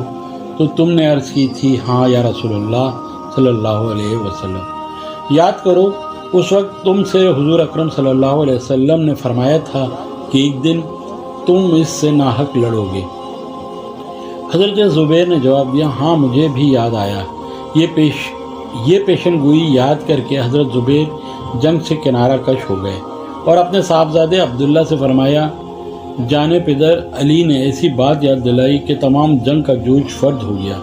بے شک ہم حق پر نہیں ہیں، اب میں اس جنگ میں شرکت نہ کروں گا، تم بھی میرا ساتھ دو۔ لیکن حضرت عبداللہ نے انکار کر دیا تو وہ تنہا بصرہ کی طرف چل کھڑے ہوئے کہ وہاں سے سامان لے کر کسی طرف نکل جائیں۔ حضرت طلحہ نے حضرت زبیر کو جاتے دیکھا تو ان کا ارادہ بھی متزلزل ہو گیا۔ مروان بن حکم کو معلوم ہوا تو اس نے حضرت طلحہ کو ایک ایسا تاک کر تیر مارا کہ جو گھٹنے میں پیوست ہو گیا۔ یہ تیر زہر میں بجھا ہوا تھا، زہر کے اثر سے ان کا کام تمام ہو گیا۔ اب میدان جنگ میں صرف ام المومنین حضرت عائشہ رضی اللہ تعالیٰ عنہ اور ان کے جانشین فرزند رہ گئے،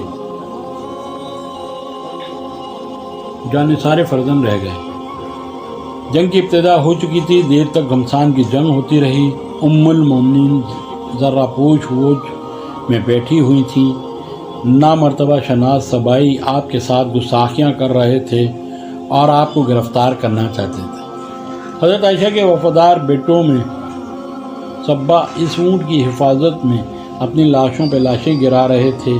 بکر بن وائل، عزوہ اور بنو ضبا اونٹ کے اپنے حلقے میں لے کر کے ساتھ لڑے کہ خود حیدر کرار کو حیرت تھی۔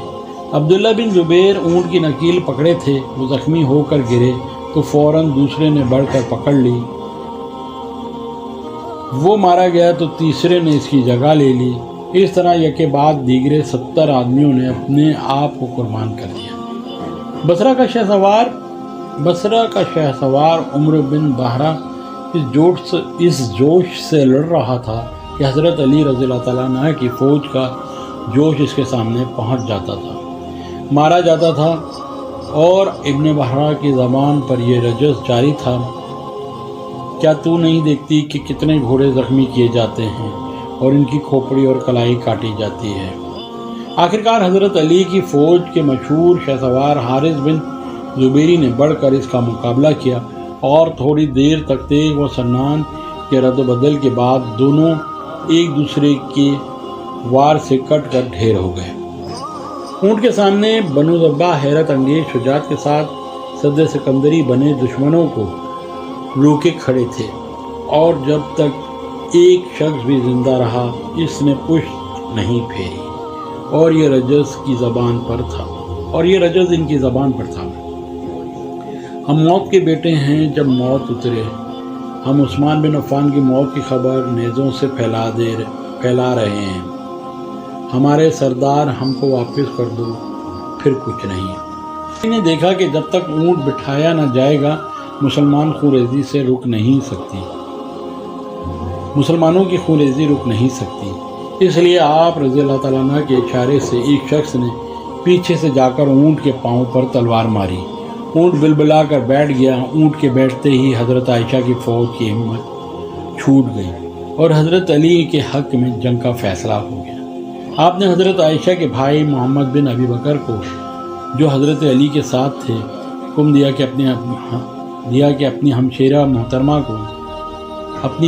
محترمہ کی خبر گیری کریں اور عام منادی کرا دی کہ بھاگنے والوں کا تعاقب نہ کیا جائے، زخمیوں پر گھوڑے نہ دوڑائے جائیں، مال غنیمت نہ لوٹا جائے، جو ہتھیار ڈال دیں وہ مامون ہیں، اور پھر خود عائشہ صدیقہ کے پاس حاضر ہو کر مزاد پرسی کی، اور بصرہ میں چند دن تک آرام و آسائش سے ٹھہرانے کے بعد محمد بن ابی بکر کے ہمراہ عزت و احترام کے ساتھ مدینے بھیج دیا۔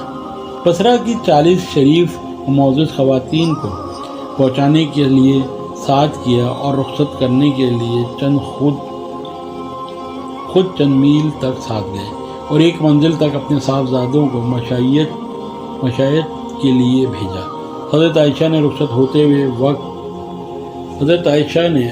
ہوتے وقت لوگوں سے فرمایا کہ میرے بچوں، ہمارے باہمی کشمکش محض غلط فہمی کا نتیجہ تھی، ورنہ مجھ میں اور علی میں پہلے کوئی جھگڑا نہ تھا۔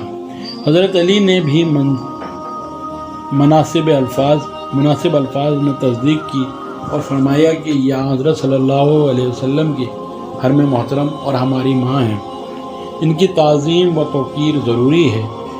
غرض پہلی رجب 36 ہجری سنیچر کے روز حضرت عائشہ مدینہ کی طرف روانہ۔ بصرہ میں چند روز قیام کے بعد حضرت علی نے کوفے کا عزم کیا اور 12 رجب 32 ہجری دوشنبے کے روز داخل شہر۔ اہل کوفہ نے قصر امارات میں مہمان نوازی کا سامان کیا، لیکن زہد و قناعت کے شہنشاہ نے اس میں فردکش ہونے سے انکار کیا اور فرمایا کہ عمر بن خطاب نے ہمیشہ ان عالی شان محلات کو حقارت کی نظر سے دیکھا، مجھے بھی اس کی حاجت نہیں، میدان میرے لیے بس ہے۔ چنانچہ میدان میں قیام فرمایا اور مسجد اعظم میں داخل ہو کر 2 رکعت نماز ادا کی اور جمعے کے روز خطبے میں لوگوں کو اتقاد، پرہیزگاری اور وفاشاری کی ہدایت کی۔ جنگ جمل کے بعد حضرت علی نے مدینہ چھوڑ کر کوفے میں مستقل اقامت اختیار کی اور دارالحکومت حجاز سے عراق منتقل ہو گیا۔ لوگوں نے اس تبدیلی کے مختلف وجوہ بیان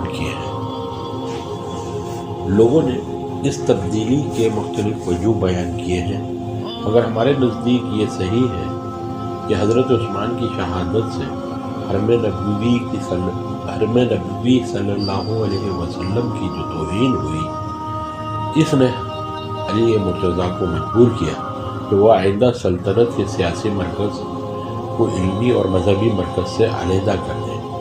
ایک وجہ یہ بھی تھی کہ کوفے میں حضرت علی رضی اللہ تعالیٰ عنہ کے طرفداروں اور حامیوں کی اس وقت سب سے بڑی تعداد تھی۔ وہ حضرت علی رضی اللہ تعالیٰ عنہ نے مدینہ کو سیاسی شر و فتن سے بچانے کے لیے عراق کو دارالحکومت بنایا تھا۔ اس کا کوئی مفید نتیجہ مرتب نہ ہوا، اس سے مدینہ کی سیاسی اہمیت ختم ہو گئی اور خود حضرت علی مرکز اسلام سے دور ہو گئے، جو سیاسی حیثیت سے آئندہ ان کے لیے مضر ثابت ہوا۔ بہرحال حضرت علی نے کوفے میں قیام فرما کر ملک کا اثر نو نظم و نسق قائم کیا۔ حضرت عبداللہ بن عباس کو بصرہ کی ولایت سپرد کی، مدائن پر یزید بن قیس، اصفہان پر محمد بن سلیم، قسکر پر قدامہ بن عجلان آزادی، خاجستان پر ربیع بن قاس اور تمام خراسان پر خلید بن قاس کو مامور کر کے خلیفہ کر بھیجا۔ خلید خراسان پہنچے تو ان کو خبر ملی کہ خاندان کسرا کی ایک لڑکی نے نیشا پور پہنچ کر بغاوت کرا دی ہے۔ چنانچہ نیشا پور پر فوج کشی کر کے بغاوت فرض کی اور اس کو بارگاہ خلافت میں بھیج دیا۔ جناب امیر رضی اللہ تعالیٰ عنہ نے اس کے ساتھ لطف و کرم کا برتاؤ کیا اور اس سے فرمایا کہ اگر وہ پسند کرے تو اپنے فرزند امام حسن سے اس کا نکاح کر دیں۔ اس نے کہا کہ وہ ایسے شخص سے شادی کرنا نہیں چاہتی جو ابھی خود مختار نہ ہو۔ اگر خود جناب امیر اپنے عقد نکاح سے مشرف فرمائیں تو بطیب خاطر حاضر ہو۔ حضرت علی نے انکار کیا اور اسے آزاد کر دیا کہ جہاں چاہے رہے اور جس سے چاہے بیاہ کرے۔ جزیرہ موصل میں شام کے متسلح علاقوں پر اشتر نخفی کو مامور کیا۔ اشتر نے بڑھ کر شام کے بعض علاقوں پر قبضہ کیا، لیکن امیر معاویہ رضی اللہ تعالیٰ عنہ کے عامل ضحاک بن قیس نے حران اور رقہ کے درمیان مقابلہ کر کے اشتر کو پھر موصل میں جانے پر مجبور کیا۔ اشتر نے موصل میں قیام کر کے شامی فوج سے مستقل چھیڑ چھاڑ شروع کر دی اور اس سیلاب کو آگے بڑھنے سے روکے رکھا۔ اگرچہ حضرت علی کو یہ معلوم تھا کہ امیر معاویہ آپ کی خلافت تسلیم نہیں کریں گے، تاہم آپ نے اتمام حجت کے لیے ایک دفعہ پھر صلح کی دعوت دی اور جریر بن عبداللہ کو قاصد بنا کر بھیجا۔ جریر ایسے وقت پر امیر معاویہ کے پاس پہنچے کہ ان کے دربار میں رسائے شام کا مجموعہ تھا۔ امیر معاویہ نے خط لے کر پہلے خود پڑھا، پھر بابنگ بلند آواز حاضرین کو سنایا۔ بعد حمد و نعت و خط کا مضمون یہ تھا: تم اور تمہارے زیر اثر جس قدر مسلمان ہیں سب پر میری بیعت لازم ہے، کیوں کر مجھے مہاجرین و انصار نے اتفاق عام سے منصب خلافت کے لیے منتخب کیا ہے۔ ابو بکر، عمر اور عثمان کو بھی انہی لوگوں نے منتخب کیا تھا۔ اس لیے جو شخص اس بیعت کے بعد سرکشی اور اعراض کرے گا وہ جبراً اطاعت پر مجبور کیا جائے گا۔ بس تم مہاجرین و انصار کا اتباع کرو، یہی سب سے بہتر طریقہ ہے، ورنہ جنگ کے لیے تیار ہو۔ تم نے عثمان کی شہادت کو اپنے مقصد کا براری کا وسیلہ بنا لیا ہے۔ اگر تم کو عثمان کے قاتلوں سے ناکام لینے کا حقیقی جوش ہے تو پہلے میری اطاعت قبول کرو، اس کے بعد باضابطہ اس مقدمے کو پیش کرو۔ میں کتاب اللہ اور سنت رسول صلی اللہ علیہ وسلم کے مطابق اس کا فیصلہ کروں گا، اور نہ تم نے جو طریقہ اختیار کیا ہے وہ محض دھوکہ اور فریب ہے۔ امیر معاویہ رضی اللہ تعالیٰ عنہ نے 20-22 برس سے شام کے والی تھے۔ اس طویل حکومت نے ان کے دل میں استقلال و خود مختاری کی تمنا پیدا کر دی تھی، جس کے حصول کے لیے اس سے بہتر موقع میسر نہیں آ سکتا تھا۔ نیز حضرت عثمان کی شہادت، حضرت علی کی خلافت اور اموی اموال کی برطرفی سے بنو امیہ اور بنو ہاشم کی دیرینہ خشمن پھر تازہ ہو گئی۔ حضرت علی کے معزول کردہ تمام اموی اموال امیر معاویہ کے گرد پیش و جمع ہو گئے تھے۔ بہت سے قبائل عرب جو اگرچہ اموی نہ تھے لیکن امیر معاویہ کی شاہانہ داد و دہش نے بھی ان کو ان کا طرفدار بنا دیا تھا۔ بعض صحابہ بھی اپنے مقاصد کے لیے ان کے دست و بازو بن گئے تھے۔ حضرت عمر بن عاص نے مصر کی حکومت کا عہدہ لے کر اعانت و مساعدت کا وعدہ کر لیا تھا۔ حضرت مغیرہ بن شعبہ جو عرب کے نامور مدبروں میں تھے اور پہلے حضرت علی کی طرف مائل تھے، آپ سے دل برداشتہ ہو کر امیر معاویہ کے ساتھ ہو گئے تھے۔ عبید اللہ بن عمر جنہوں نے اپنے والد کے خون کے جوش انتقام میں ایک پارسی نو مسلمان ہرمزان کو بے وجہ قتل کر دیا تھا، اور حضرت عثمان نے ان سے قصاص نہیں لیا تھا۔ حضرت علی کی مسند نشینی کے بعد مقدمہ قائم ہونے کے خوف سے بھاگ کر امیر معاویہ کے دامن میں پناہ گزین ہو گئے تھے۔ امیر معاویہ نے ایک اور نامور مدبر زیاد بن امیہ کو جو حضرت علی کے حامیوں میں تھا اپنے ساتھ ملا لیا تھا۔ اکابر شام کی پہلے سے ہی ان کو تائید و حمایت حاصل تھی۔ ان کی مدد سے انہوں نے حضرت عثمان کی شہادت کے واقعے کو، جس سے تمام مسلمان سخت متاثر تھے، سارے شام میں پھیلایا۔ ہر گاؤں، قصبہ اور شہر میں اس کی اشاعت کے لیے خطیب مقرر کیے۔ دمشق کی جامع مسجد میں حضرت عثمان رضی اللہ تعالیٰ عنہ کے خون آلودہ پیرہن اور حضرت نائلہ کی کٹی ہوئی انگلیوں کی نمائش کی جاتی تھی۔ ان تدبیروں سے لوگوں کو حضرت عثمان کے خون کے انتقام کا جوش پیدا کرنے کے بعد اپنے حاشیہ نشینوں کے مشورے سے حضرت علی کے خط کا جواب لکھا اور حزب معمول قاتلین عثمان کو حوالہ کر دینے پر اصرار کیا۔ ابو مسلم نے جو خط کا جواب لے کر گئے تھے، دربار خلافت میں خط پیش کرنے کے بعد رنج کے طور پر گزارش کی کہ اگر عثمان رضی اللہ تعالیٰ عنہ کے قاتلوں کو ہمارے حوالے کر دیا جائے تو ہم اور تمام اہل شام خوشی کے ساتھ آپ کے ہاتھ پر بیعت کرنے کو تیار ہیں کہ فضل و کمال کے لحاظ سے آپ ہی خلافت کے حقیقی مستحق ہیں۔ جناب امیر نے دوسرے روز صبح کے وقت جواب دینے کا وعدہ فرمایا۔ ابو مسلم جب دوسرے روز حاضر ہوئے تو انہوں نے وہاں تقریباً 10,000 مسلح آدمیوں کا مجمع تھا ابو مسلم کو دیکھ کر سب نے ایک ساتھ بابنگے بلند کہا، ہم سب عثمان کے قاتل ہیں۔ ابو مسلم نے متعجب ہو کر بارگاہ خلافت میں عرض کی کہ معلوم ہوتا ہے کہ سب نے باہم سازش کر لی ہے۔ حضرت علی نے فرمایا، تم اس سے سمجھ سکتے ہو کہ عثمان کے قاتلوں پر میرا کہاں تک کا اختیار ہے۔ حضرت علی کرم اللہ وجہہ نے پھر امیر معاویہ کو لکھا کہ وہ ناحق ضد سے باز آ جائیں۔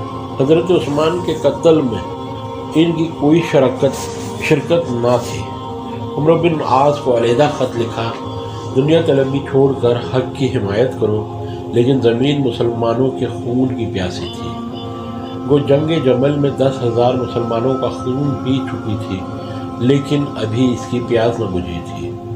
اس لیے مصالحت اور خانہ جنگی کے سدے باب کی تمام کوششیں ناکام رہیں اور حضرت علی کو مجبور ہو کر قبضہ شمشیر پر ہاتھ رکھنا پڑا۔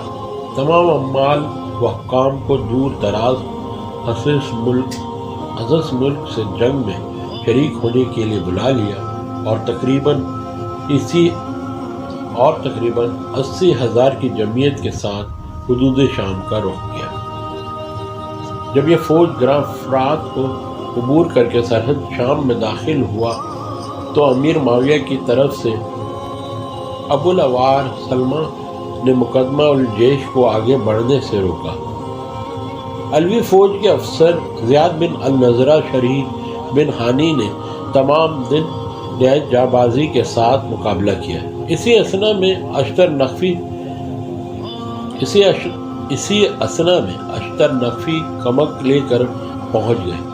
ابو العلا نے دیکھا کہ اب مقابلہ دشوار ہے، اس لیے رات کی تاریکی میں اپنی فوج کو ہٹا لیا اور امیر معاویہ کو فوج مخالف کی آمد کی اطلاع دی۔ انہوں نے صفین کے میدان کو مدافعت کے لیے منتخب کیا اور پیش قدمی کر کے مناسب موقعوں پر مورچے جما دیے۔ گھاٹ کو اپنے قبضے میں لے کر سلمہ کو ایک بڑی جمعیت کے ساتھ متعین کر دیا کہ علوی فوج کو دریا سے پانی نہ لینے دیں۔ ابو العوار نے اس حکم کی تعمیل کی، چنانچہ حضرت علی کی فوج صفین پہنچی تو اس کو پانی کی وجہ سے سخت پریشانی پیش آئی۔ حضرت علی نے حکم دیا کہ شامی فوج کا مقابلہ کر کے بزور گھاٹ پر قبضہ کر لیا جائے۔ چنانچہ چند آدمی اطام حجت کے لیے آشتی کے ساتھ دریا کی طرف بڑھے، لیکن جیسے ہی قریب پہنچے ہر طرف سے تیروں کی بارش ہو گئی۔ حضرت علی رضی اللہ تعالیٰ عنہ کی فوج پر پیش دستی کے منتظر تھی، سب نے ایک ساتھ مل کر حملہ کر دیا۔ ابو العوار نے دیر تک سماعت و استقلال کے ساتھ مقابلہ کیا۔ عمرو بن عاص نے بھی اپنی کمک سے تقویت دی، لیکن پیاسوں کو پانی سے روکنا آسان نہ تھا۔ آخرکار شامی دستے کے پاؤں اکھڑ گئے اور گھاٹ پر تشنہ کاموں کا قبضہ ہو گیا۔ اب جو دقت امیر المومنین کی فوج کو ہوئی تھی وہی امیر معاویہ کو پیش آئی، لیکن جناب مرتضیٰ کی حمیت انسانی نے کسی کو تشنہ کام رکھنا گوارا نہ کیا اور شامی فوج کو دریا سے پانی لینے کی اجازت دے دی۔